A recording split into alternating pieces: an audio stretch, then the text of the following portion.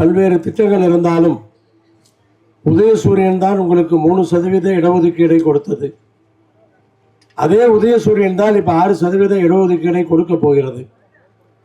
அருந்ததி சமுதாயத்தை சார்ந்த ஒரு இளைஞன் தொண்டகாய கத்தன அந்த இடஒதுக்கீட்டை பற்றி வெள்ளாளன் அவ்வளவு விளக்கமாக எடுத்து சொல்கிறான். அப்படி இதெல்லாம் நீங்கள் புரிஞ்சுக்கணும்.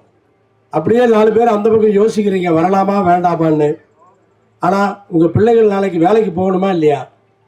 அரசாங்கம் வேலைக்கு போகணுமா இல்லையா? இல்லை பேரம்பேத்தி வேலைக்கு போகணுமா இல்லையா? கவர்மெண்ட்டில் வேலை கிடைச்சா நல்லது தானே.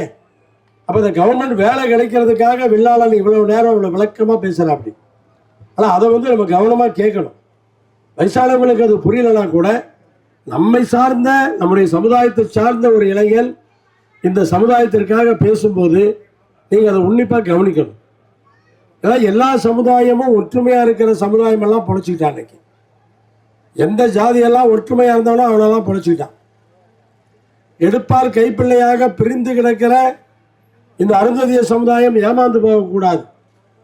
அடுத்த தலைமுறை பிள்ளைகளாவது நீங்கள் பெரியவர்களை அவர்களிடத்தில் இடஒதுக்கீட்டை பற்றி எடுத்து சொல்லி அவர்களை உதயசூரியனுக்கு முழுமையாக வாக்களிக்க வைக்க வேண்டும். இப்ப என்னன்னா வீடுகளில் பெரியவங்கெல்லாம் தெளிவாக இருக்காங்க.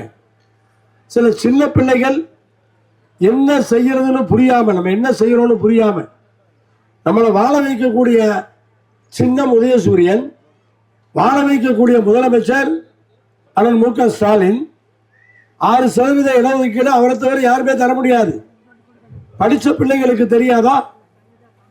அப்ப நம்ம எதுக்காக ஓட்டு போடணும்? நம்ம தலைமுறை நல்லா இருக்கணும் ஓட்டு போட வேண்டாமா? அப்ப படித்த பிள்ளைகள் வீடுகளில் பெரியவங்கள்ட்ட எடுத்து சொல்லணும், நாங்களாம் நல்லா இருக்கணும், அரசு வேலைக்கு போகணும்னா நீங்க உதயசூரியனுக்கு ஓட்டு போடுங்க. அதை விட்டுட்டு ஏதோ ஒரு எந்த புரிதலும் இல்லாம தவறுகளை செய்தால் பாதிக்கப்பட போவது யார் என்று பார்த்துக் கொள்ளுங்கள். பாதிக்கப்பட போவது யார்? இப்ப வர்ற திட்டங்கள் நின்று போனால் அதெல்லாம் நின்று போச்சுன்னு சொன்னா அதுல பாதிக்கப்பட போறது யாரு? மொத்த குடும்பம் தானே. ஆட்சி வரப்போறது உதயசூரியன், முதலமைச்சராக போறது அண்ணன் மு.க. ஸ்டாலின். வேற யாரும் முதலமைச்சர் ஆக முடியாது, வேற யாரும் ஜெயிக்க முடியாது. ஆனா நம்ம தொகுதியில உதயசூரியன் ஜெயிச்சா மட்டும்தான் நமக்கு வேண்டியது நடக்கும். ஆனா நம்ம செல்வ வெள்ளாளன் அருந்ததியர் சமுதாயத்தினுடைய நேர்மையை, நாளையை, யோக்கியத்தனத்தை பற்றி ரொம்ப பிரகாசமாக பிரைட்டா பேசுறப்ப ஒருத்தர் சிரிக்க கூட மாட்டேங்கிறீங்க, ஒரு 2 கைதட்டு கூட இருக்க மாட்டேங்கிறீங்க. நீங்களாம் நியாயமானவங்க, நீங்களாம் கொடுத்த பொருளை அப்படியே வச்சிருப்பீங்க. அருந்ததி சமுதாயம் அவ்வளவு நாணயஸ்தர்கள் அவர் பேசுறாரு.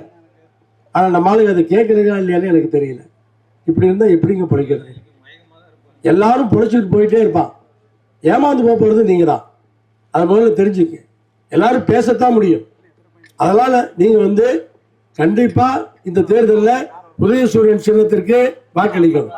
23ஆம் தேதி வாக்குச்சாவடிக்கு போனீங்கன்னா அங்க முதல் சின்னம் உதயசூரியன். முதல் மிஷின்ல டாப்ல முதல்ல இருக்கிற சின்னம் உதயசூரியன். உதயசூரியன் நீங்க தொடர்ந்து ஓட்டு போட்டுட்டு இருக்கீங்க. அதனால தெரியாம போறது இல்லை. மேலே பார்த்தாவே உதயசூரியன் தான். அங்கே போய் மேலே பார்க்கக்கூடாது, மெஷின் கீழே இருக்கான்.